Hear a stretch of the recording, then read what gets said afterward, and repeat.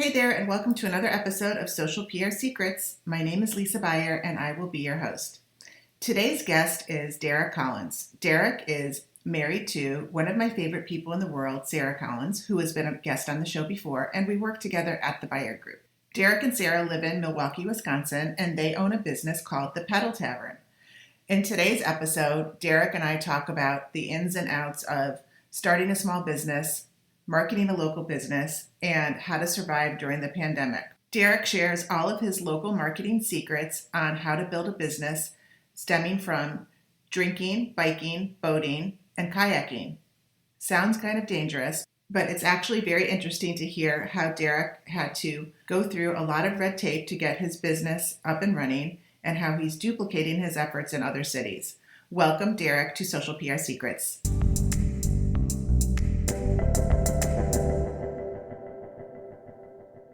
Hey, everybody. I am super excited to have my guest today, Derek Collins, who is coming to us from Milwaukee. Hey, Derek, how are you? Hey, Lisa, I'm great. Thanks for having me on. Yeah. So rumor has it that you're the future mayor of Milwaukee, or the unofficial mayor of Milwaukee. Unofficial mayor of Milwaukee. I doubt that, but I do love Milwaukee, and I have a lot of great friends here. My family is from Milwaukee, and I have a few businesses in the area, and I have nothing but positive things to say about Milwaukee. Well, the way I met Derek was through Sarah Collins, who works with me at the Beyer Group, and she's married to Derek. And that's how I found out about all the cool and innovative things that you've been doing in Milwaukee, which doesn't just include one business, it includes several businesses. So why don't you tell us about your first business and how you got that started?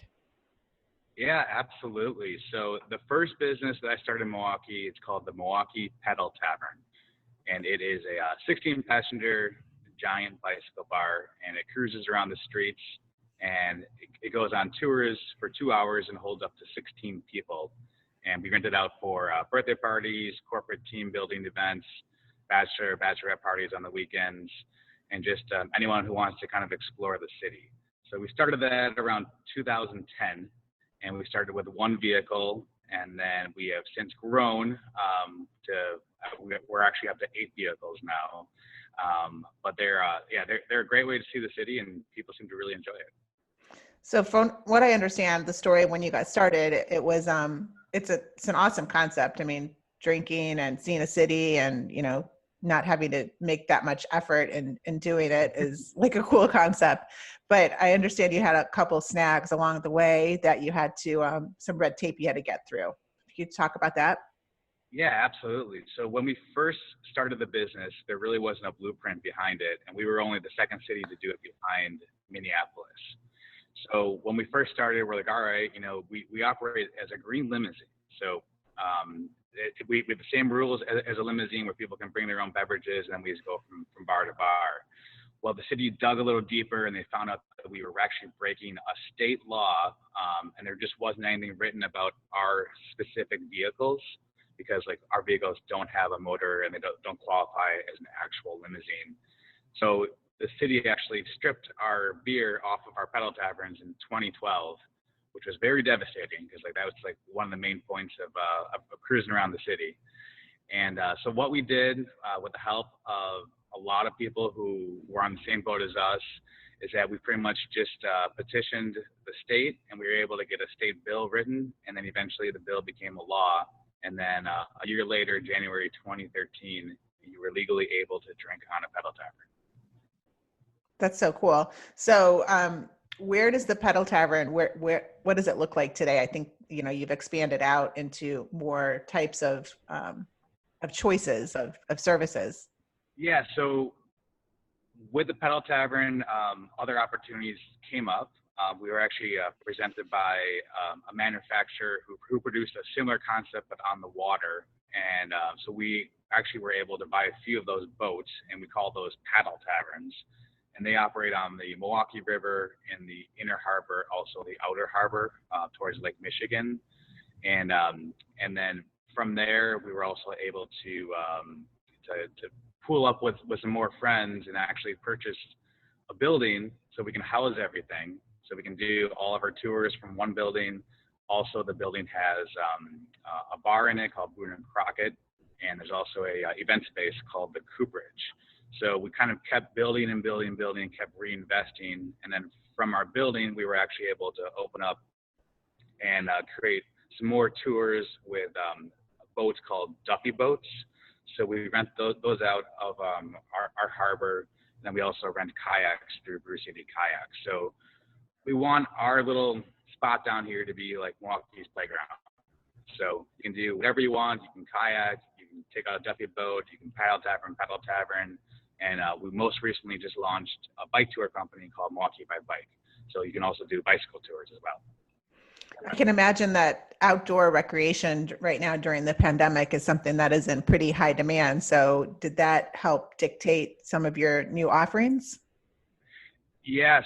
So what we found is that large groups, people just didn't want to do it. So people still want to go out and people still want to do things. So the first thing that we actually launched was on May 2nd, the governor of Wisconsin said that you can now start renting out boats and start renting out kayaks. So we started renting out our kayaks with Brew City Kayak, and those have been extremely busy, extremely popular. And then also our boats, we actually changed up our rental structure.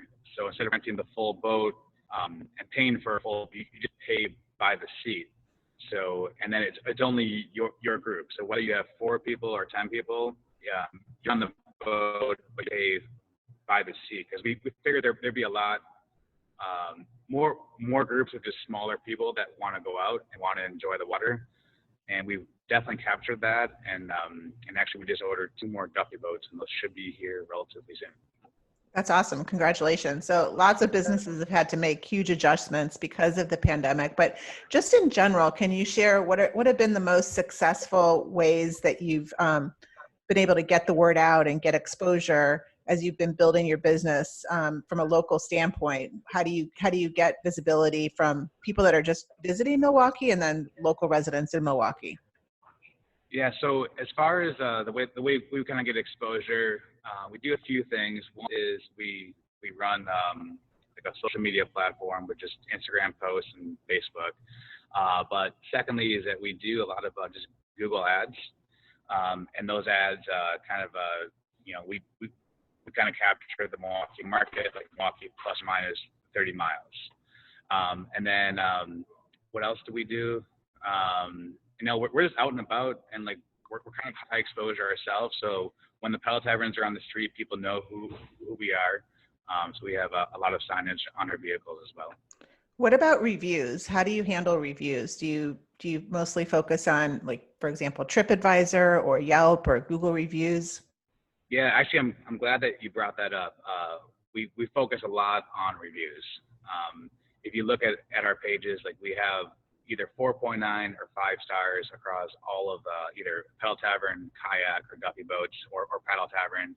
And what we do is after every tour, we send them both an email asking them to give us a review. But what we found has been more receptive to people is that if we send them a text message an hour or 2 after they finish their excursion, like most people are pretty pumped, they're pretty jazzed, and they're willing to give a review. And so the reviews are either Google or TripAdvisor. Like those are like the main 2 that we focus on. Also Facebook and Yelp, but we've had most success with TripAdvisor and Google. Also with TripAdvisor, the Paddle Tavern is the top boat excursion to do in Milwaukee, and the Pedal Tavern is the top nightlife thing to do in Milwaukee. That's awesome. And how do you handle negative reviews? Because it's kind of, I mean, right now we're living in what they're calling a review obsessed world where people kind of live and breathe by reviews, but not every review is going to be positive. So how do you handle negative reviews? Yeah, I mean, every once in a while negative reviews come through, and we don't balk at it. Like we're kind of like, oh my gosh, like this review is bad. Like let's address it. So we'll actually reach out to that person and ask them, what the problem was. Usually they'll list what the problem is inside the review. So we had a review, actually it was last year, one of the pedal taverns broke down and we had their tour got canceled.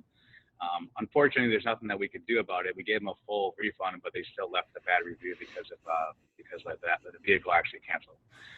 But almost all the reviews are just positive, so we don't really deal with them all that much.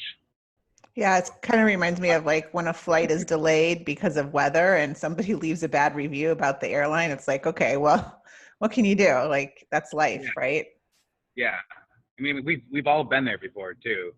But what we take pride on is really offering great customer service, and we kind of believe that the tour starts like when they show up. So we always greet them, we always welcome them, because when people come to our check-in spot, they really don't know like what's going on. So we say, hey, like, welcome to the Pedal Tavern. You guys all need to sign a waiver. We'll give you a wristband. Make sure you guys have a great time. Because everyone checks in at least like 20 to 30 minutes before the tour starts, just so that everyone is there. Because we just don't like to leave late. So from a small business standpoint, I'm just kind of like zeroing in more on the from the time the pandemic started to now. I mean, it's been, just a big roller coaster and extremely hard for all small businesses to kind of pivot and reset and try to figure out like what to do next. So can you like walk us through like some of like your most, like learning moments of what made a difference in the pandemic that you were able to reset and pivot? Yeah, so I mean, obviously this hit us hard, and usually in like February, like January, February, March, we don't have a lot of income in general because we're seasonal, and those are also like it's just before the beginning of the season, so all of our accounts are extremely low. And then once the pandemic happened and we couldn't operate or do anything, we also had a lot of people asking for refunds. So obviously, like we're going to honor those refunds, but that's really going to drain us down. So what we did with Pedal Tavern and Pedal Tavern is that we offered them incentives to take gift certificates so that they could book at a time, because people are still going to want to do these things, but they're going to do them in like April and May. So what we found is that people were very, very receptive of that, and we really appreciated that. I think people were also looking out for small businesses too. And the thing that's really like kind of killing us right now is that we can't hold these events that we've had at the Cooperage event space. So we had weddings booked every Saturday from May through the middle of November. Every Saturday we had a wedding booked.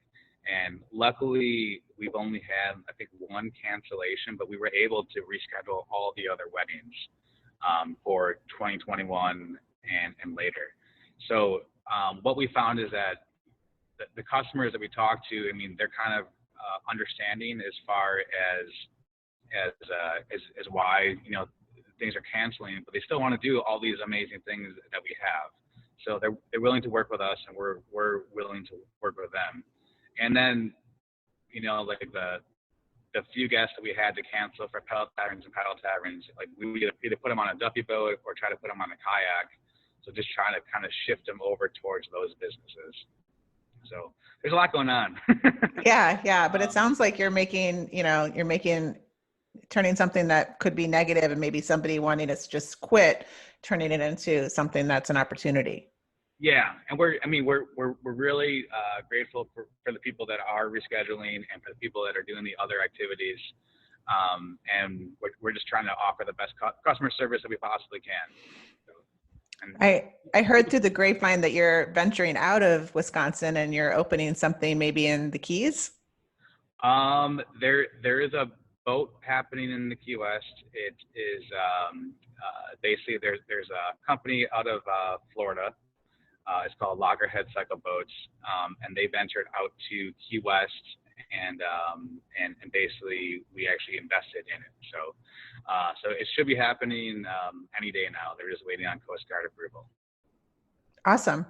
I've also heard and seen that you've been in the news a bunch of times. You had some media coverage and some nice publicity. So how did you get that publicity, and what do you think that publicity did for your business in general, not just during the pandemic, but since you started the business in 2013? Well, since we started it, we've had a lot of people. I mean, we've done some press releases where we've explained like the new laws that are happening as far as being able to drink on the bikes, and then also the press in Milwaukee are also looking for activities that are happening. So we had some pretty good coverage when the boat rentals and kayak rentals first started.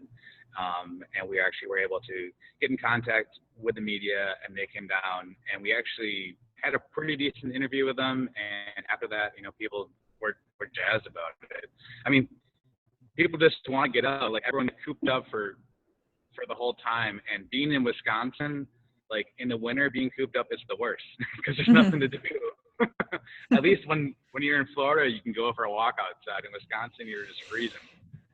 Yeah, yeah. Well, and it's good to hear that the media is covering positive news and not just focusing on the polarizing negativity that they could be focusing, and they're helping, Yeah. find the tidbits of good news. Yeah, whenever I watch the news, like the first 10 minutes is always like the most awful stuff in the world, and after that, they always try to do some positive things. So what tips would you give a small business owner that might be a local small business owner that's kind of going through similar struggles that you're going through to reset and survive through this? Yeah, I would say just that relationship that you have with the customer is key.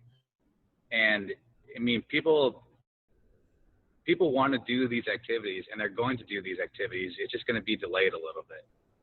So if you can keep that positivity going with them, telling them, hey, like we're on your side. Like we want to go out just as bad as you do. Just give it a little bit. I mean, I think people are going to come back and kind of embrace that. One of the things that I know happened during the pandemic is that you had a baby, you and Sarah. And how has that changed your kind of like how you conduct business and your work-life balance? First off, having a baby was amazing. Sarah was the best. And Layla. Yeah. So Sarah is my wife, and then Layla is my baby. But having the baby during the pandemic was kind of cool because I couldn't do anything anyways. So I was quarantined at the house with a newborn, and we had a lot of amazing time there. But what it's done for my work-life balance, I try to get home every night at 5 o'clock now. It's a little bit harder. In the past, I would stay here till like 6 or 7, but now I really appreciate going home, hanging out with Layla, giving her a bath, and putting her down. But she's awesome. So it's our first kid. I love her. She's great. Love to spend time with her. I know also that you and Sarah did a little bit of a detox. So can you talk about that and like how you liked it or didn't like it, and maybe share some tips on the detox or doing a detox? Yeah, so we did a 10-day detox. And I guess, like during the pandemic, there's nothing to do. So I guess you kind of drink a lot. It was a 10-day detox, and you don't drink, you don't eat sugar, you don't eat bread, and basically you just eat healthy for 10 days. I lost like 15 pounds, and I felt amazing, and it was great. I mean, I don't mind doing those. So what tips would you give if someone wanted to do one? What would you say? Do this or do that? Oh, so for the tips, I would say make sure to go to the grocery store the day before that you're going to do it, and load up on all the food that you want to eat. Because like the worst thing to do is to be hungry on these 10-day detoxes, and then you're kind of scrambling to find food. And then just eat at home, have all your meals prepared ahead of time. So I always knew what I was going to have for breakfast, lunch, and dinner the day before, and that really helps. Yeah. So I would imagine being in the industry that you're in, like a pedal tavern, and then having a bar and right in your building, and then, having a lot of friends in the business, it's tempting to just like, not just, have a glass of wine at home, but also just drinking, just is kind of right in front of you. So how do you go 10 days without drinking with all of that? Yeah, you know what? The funny thing about that is that I didn't realize how many times people offered me a beer until I stopped drinking. Because I swear the first 3 days I was offered a beer like 8 times by 8 different people. And I'm just like, oh my gosh, like I really drink all that much. But yeah, it's just different. I mean, people are understanding. People are like, okay, cool. Like that's not a big deal. I bought a whole bunch of bubbly and some seltzer waters. Like LaCroix. LaCroix, yeah, Yeah. yeah. Like those are great to have around the house because it's not just drinking plain water. You actually have some fizz or something, which I really enjoy. Yeah. So I mean, I've been isolated too in Florida, even though we're able to go walk outside, but I don't live around a lot of my friends. And so I was visiting them last week. And I think the common theme with everybody through this pandemic is like everybody's been drinking way too much. Everybody's trying to figure out how to drink less, or people are talking about rehab, or they know somebody that's in rehab. So it's just like interesting because, you don't really realize like what a crutch, you have on having a glass of wine or two at night. And then so this week, my husband and I have been we've been successful at not drinking the whole week. And by Oh, day, nice. yeah, it's like day 4 or 5 right now, but it feels so good. And you realize like how much it's like really just like a mental thing. And the seltzer, the LaCroix is kind of like my secret to like not drinking during the week, because I just like pour a little LaCroix in a wine glass, and it's kind of just I don't know, psychologically, I feel like it's having the same placebo effect on me, but without having the alcohol. I totally agree. And then like the thing about it too is that after 10 days, like once you like have a cocktail or a drink, or once you eat like some bread or something that's not a part of the detox, you can actually like feel it in your body, which is like something that you don't really experience if you have like a beer, every day or every other day or something. It's just a totally different experience. Yeah. So we're just about out of time, but just one or two more questions. So if you had to do everything over again, what advice would you give yourself? What advice? Oh my gosh. Well, I would say continue to work just as hard as I did.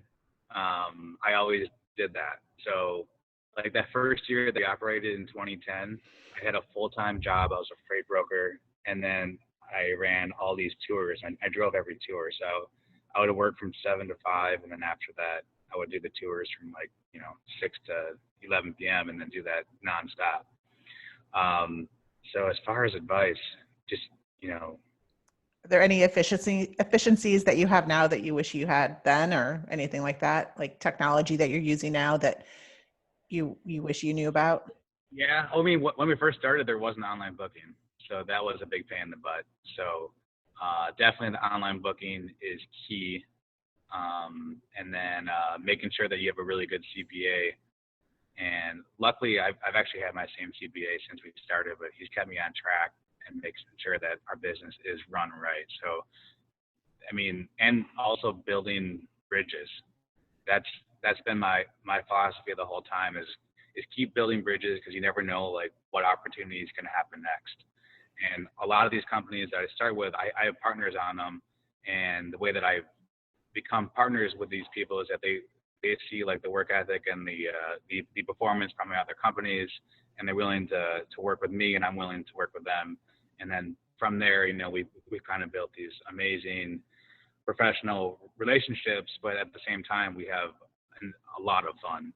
So those are my biggest thing is I would give for advice is have a good CPA, build bridges, and look at a lot of the opportunities. I mean, you're going to turn some down, but a lot of the opportunities are great that are out there.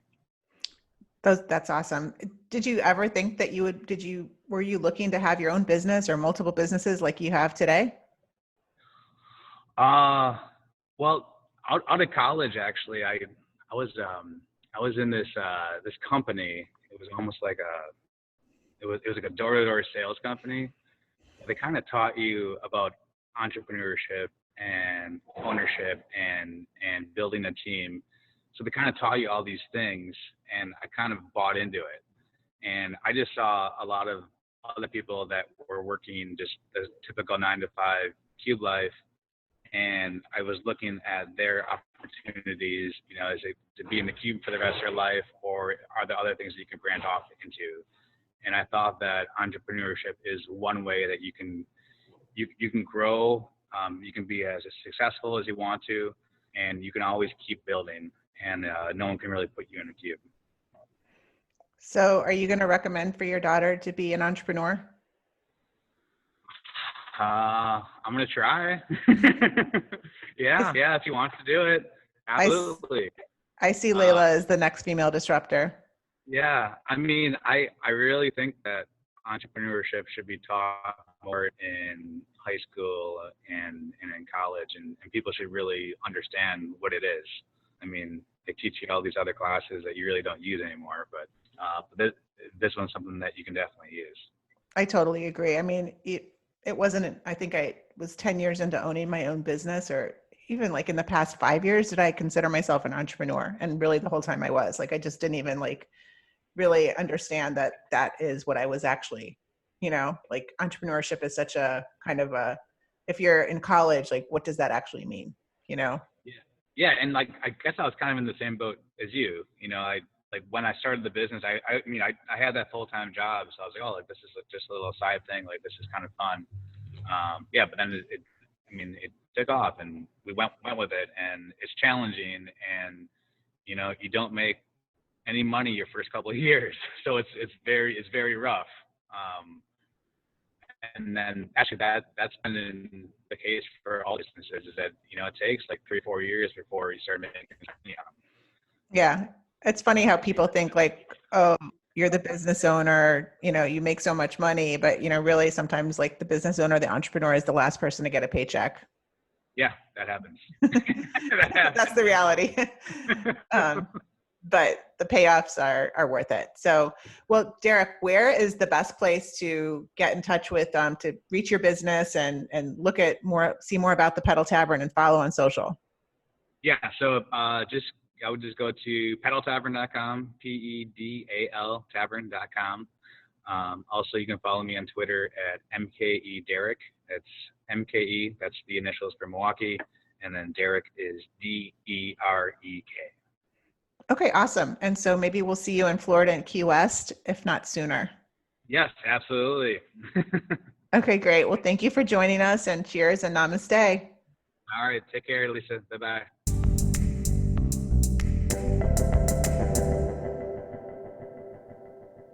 Thank you for listening to this episode of Social PR Secrets. If you like what you heard, check out the book on Amazon or follow our blog at socialprsecrets.com. This episode was sponsored by The Buyer Group, a social PR agency striving to keep our balance in the digital world, practicing public relations, social media, and search marketing, while occasionally drinking a glass of wine or two for the best creativity and results. Thank you all for tuning in. If you would like to get a free chapter of Social PR Secrets, go to socialprsecrets.com/free.